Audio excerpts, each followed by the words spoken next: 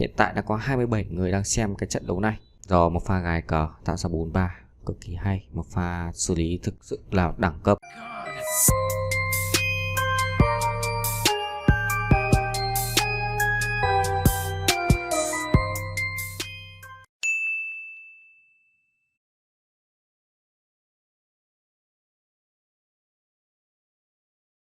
Hello, xin chào tất cả mọi người nhé. Chào mừng mọi người trở lại với kênh Caro TV của mình.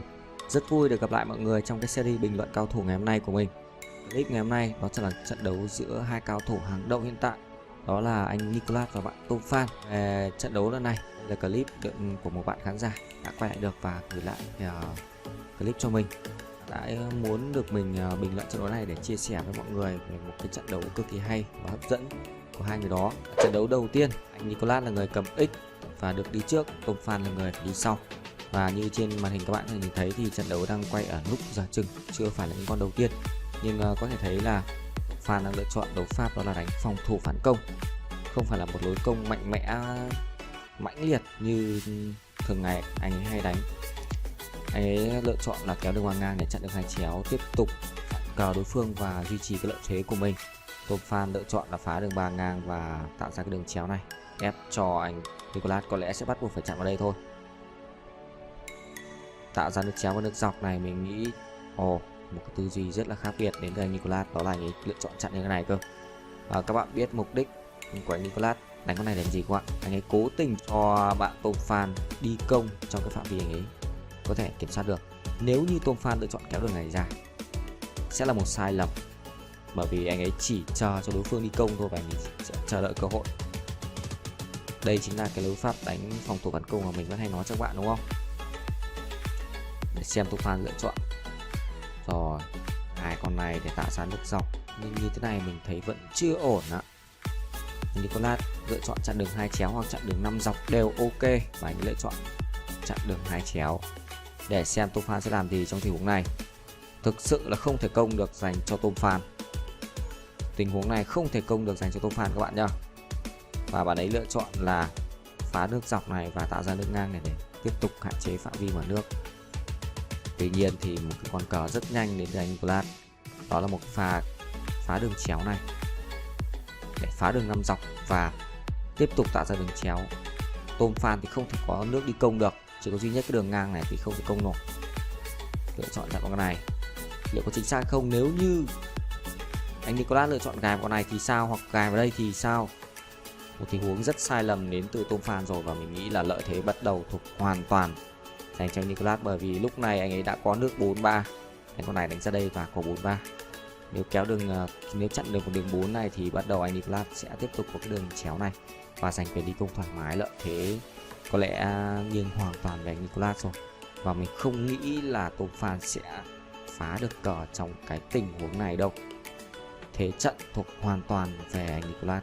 Đầu tiên anh ấy sẽ kéo đường 3 chéo này ra, ok, và sau đó thì các bạn biết rồi đấy, sẽ là một liên hoàn những cái đòn đi gài cờ rồi mở cờ tấn công đến từ anh Nicolas. Mình nghĩ rất khó để Tom Phan có thể đỡ được cờ, bắt buộc phải chặn lên trên rồi, không còn cách nào khác. Và khi chặn lên trên thì Nicolas sẽ làm gì cũng phải rất cẩn thận nha. Rồi một pha gài cờ cực hay, tạo ra nước 4-3, đánh vào đây, đánh con này. Và dừng lại tình huống này, tại sao mình nói đây là một pha gài cờ cực hay đến từ anh Nicolas?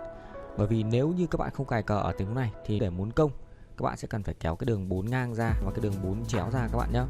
Thì khi đó chúng ta sẽ có thêm cái nước chéo của X, đúng không ạ? Và khi đó nước chéo cần phải kéo ra tiếp. Và lúc này ô chỉ cần kéo cái đường 4 chéo ra và chặn đường bằng ngang. Lúc này thì X sẽ không thể công được và lợi thế bị bật ngược, thậm chí là thu ngược luôn. Thì đó là lý do tại sao anh Nicolas đã sử dụng tình huống gài cờ, và một con gài thực sự rất hay. Tại sao mình lại nói là nó rất hay? Bởi vì để mà anh Nicolas đã có nước 4-3 rồi, nếu mà để chặn cờ thì chúng ta chỉ có một cách, đó là tạo ra cái đường 3 chéo này để phá cái đường 4-3. Khi đó thì X sẽ chặn vào trong, đúng không? Nhưng lúc này ô cần phải đi chặn tiếp, vì lúc này mặc dù X không hề có 4-3 nhưng ô cũng chỉ có duy nhất cái đường 3 ngang này thôi, và ô muốn đi công thì cần phải kéo cái đường 3 ngang nó ra. Nhưng nước 3 ngang này thì đang bị ràng buộc bởi cái nước dọc của X, đồng nghĩa việc ô không thể đi công được. Và đó là lý do tại sao ô sẽ vẫn cần phải đi theo cờ của X, và lúc đó lợi thế nó vẫn nghiêng về cho X các bạn nhé. thì lúc đó cái lợi thế của anh Nicolas nó vẫn được duy trì. Nếu vậy thì sao? Nếu như Tôm Phan lựa chọn đánh vào đây rồi để phá được 4-3 thì sao nhỉ? Anh Nicolas chặn trong. Rồi lúc này phải cẩn thận nha. Vẫn đang có 4-3 đến từ anh Nicolas. Các bạn nhìn thấy không ạ? Đó là đánh con này này. Đánh ra đây. Đánh con này thì có 4-3. Rất nhiều 4-3 luôn. À không, nếu như vậy thì nó đang bị vướng này. Nó đang bị vướng cái chỗ này này. Ồ, đi chặn cơ. Đi chặn thì làm sao có cửa dành cho Tôm Phan đây. Bây giờ anh Nicolas chỉ cần một pha gài cờ vào con này. Mình nghĩ gài vào con này để phá cái đường 4 chéo này, tạo ra được 4-3. Tạo ra được 4-3 bên này. Gần như là Tôm Phan không có một tí cửa nào cả. Không một tí cửa nào luôn trong cái tình huống này. Nếu là mình sẽ lựa chọn lập tức đánh con này thì nó sẽ là rất ok. Nhưng không ạ, Nicolas lựa chọn là kéo đường này ra và sau đó kéo đường 3 ngang. Có cái gì ta? Một quyết định tương đối khó hiểu đến từ anh Nicolas nha. Theo mình thấy là như vậy. Một pha cờ hơi khó hiểu nha. Mình nghĩ tình huống này là đã có chiến thắng dành cho anh Nicolas rồi, nhưng anh ấy đang đánh hơi phức tạp. Mình vẫn chưa hiểu ý đồ của anh Nicolas lắm trong cái tình huống vừa rồi khi đánh con này. Kéo con này ra. Sau đó sẽ làm gì đây? Phá con này. Sẽ làm gì đến từ anh Nicolas đây nhỉ? Chắc chắn anh Tôm Phan sẽ chặn trong rồi. Còn cái chỗ này đến từ Tôm Phan liệu có công được hay không nhỉ? Chúng ta cùng xem nha. Hiện tại đã có 27 người đang xem cái trận đấu này. Cái lúc bạn ấy quay là có 27 người đang xem nhá. Và các bạn nên nhớ lúc nãy mình đã giới thiệu rồi. Đây là trận đấu mà một bạn khán giả đã quay lại và mình bình luận trận đấu này thôi. Rồi một pha gài cờ tạo ra 4-3 cực kỳ hay. Một pha xử lý thực sự là đẳng cấp. Có 4-3 và tạo ra nước chéo này và thêm nước chéo này. Đây mới thể hiện đẳng cấp các bạn ạ. Rất khó và mình nghĩ là không có cách đỡ trong tình huống này. Tỷ số sẽ là 1-0 dành cho anh Nicolas với lợi thế đi trước. Anh ấy đã tận dụng một cách rất tốt. Tuy nhiên thì mình nghĩ là chiến thắng đã có từ lâu rồi, nhưng anh ấy đang có lẽ là đánh hơi gọi là bay bổng một chút, rất phiêu, không cần dứt điểm một cách nhanh gọn mà kết liễu đối phương một cách từ từ. Sau đó sẽ là đánh con này, đánh ra đây và win 4-3, ok chưa? Tỷ số là 1-0 và chúng ta sẽ tiếp tục đến ván đấu thứ hai. Ván đấu thứ hai thì Tôm Phan sẽ là người đi trước nha các bạn nhỉ. Rồi, anh ấy đang làm gì ta? Một pha vờn đối thủ chăng? Có lẽ là như vậy chứ thực ra thì thua từ rất lâu đấy các bạn nhá. Rồi, đến ván đấu thứ hai nào. Tôm Phan sẽ là người đi trước và để xem Tôm Phan có thể giành chiến thắng được trước anh ấy không. Nói là Nicolas đến với cái trận đấu này có lẽ vẫn là một tâm lý cửa trên khá nhiều. Mặc dù Tôm Phan là một con hàng rất cứng đấy các bạn nhỉ. Tôm Phan sẽ làm gì? Đương nhiên là hai cao thủ sẽ luôn luôn đánh vào open 4 các bạn nhá. Đấy là lối đánh mà khi đã lên tầm cao thủ thì chúng ta sẽ thường xuyên đánh được cái phạm vi đó. Một cách đỡ cờ đó là tạo ra một cái su win mã. Nếu bạn nào chưa nắm được su win là gì thì có thể tìm lại clip trên kênh YouTube của mình. Mình đã giải thích cho các bạn được rất nhiều thứ rồi. Su win, open và open chip là cái gì mình đã giải thích rất cặn kẽ. Đấy là với cách hiểu của những người Việt Nam hay dùng. Rồi, trở lại với cái trận đấu này thì Tôm Phan lựa chọn đánh phòng thủ phản công và ngay lập tức anh Nicolas phá luôn đường chéo này để tạo ra nước dọc và nước ngang. Chắc chắn là Tôm Phan sẽ phải đi chặn và vấn đề là bạn ấy sẽ chặn như thế nào. Cũng là một tình huống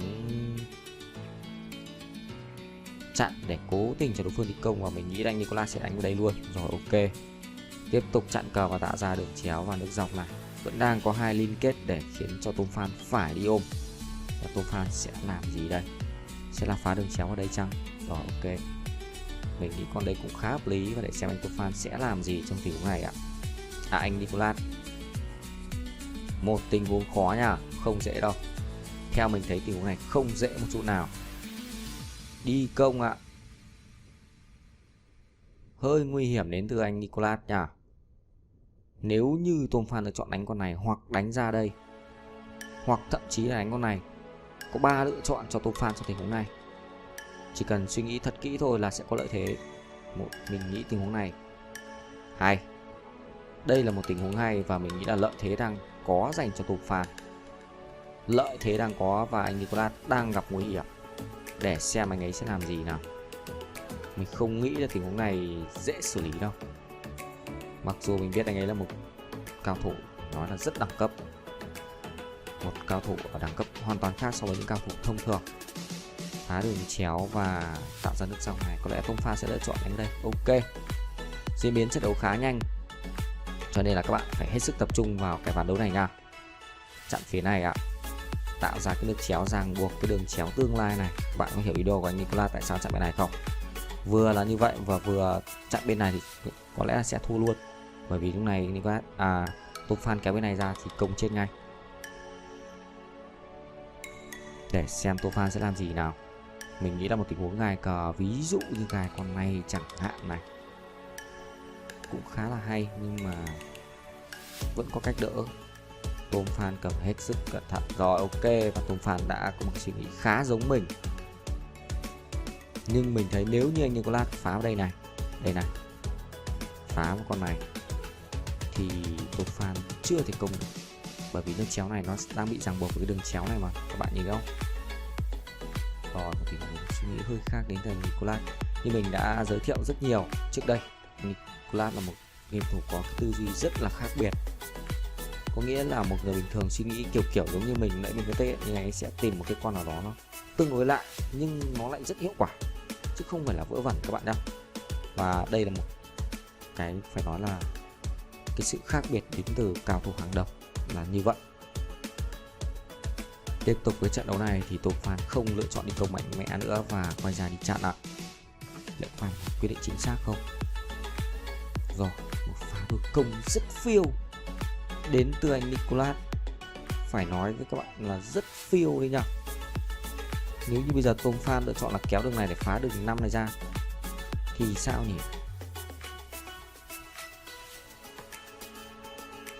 Bởi vì lúc này Nicolas đang có 4-3, các bạn nhìn thấy không? Đánh con này này, đánh ra đây này, đánh con này này, đánh ra đây này, đánh chỗ này này, và win 4-3. Nếu như bạn nào không nhìn thấy thì mình sẽ phân tích kỹ nha.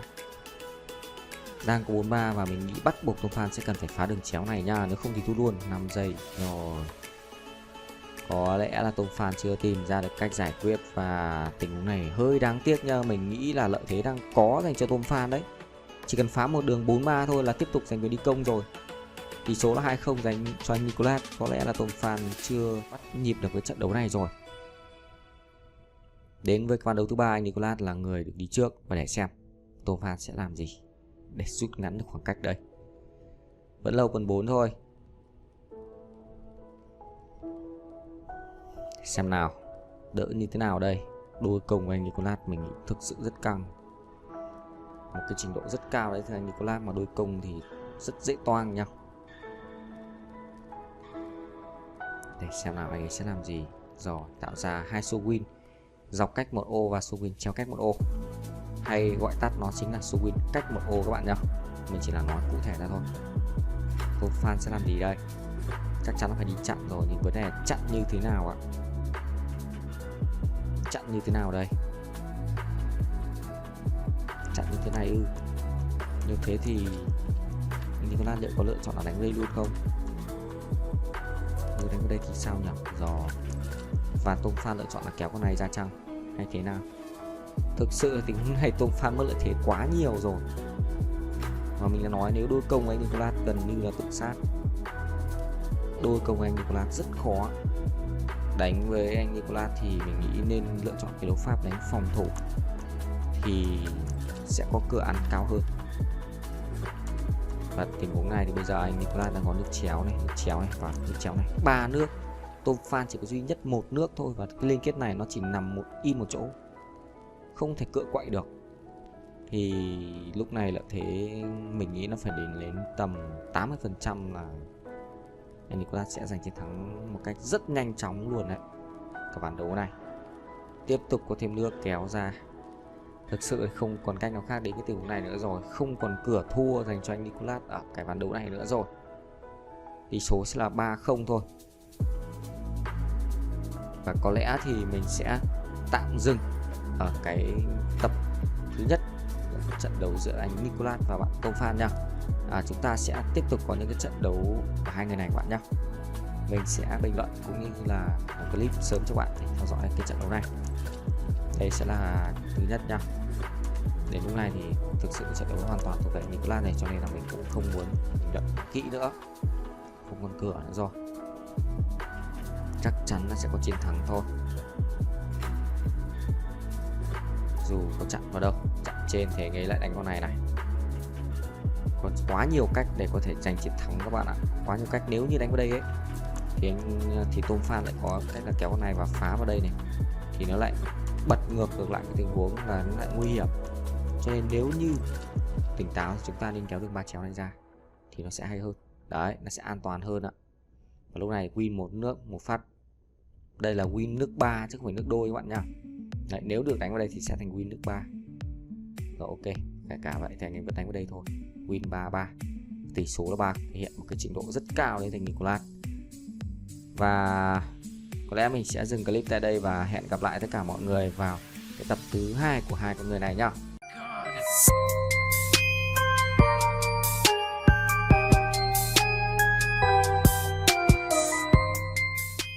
Mình nghĩ là tình huống này sẽ có chiến thắng dành cho Tom Phan. Nếu như bạn ấy công chuẩn và gài chuẩn thì sẽ không có cửa đỡ dành cho anh Nicolas.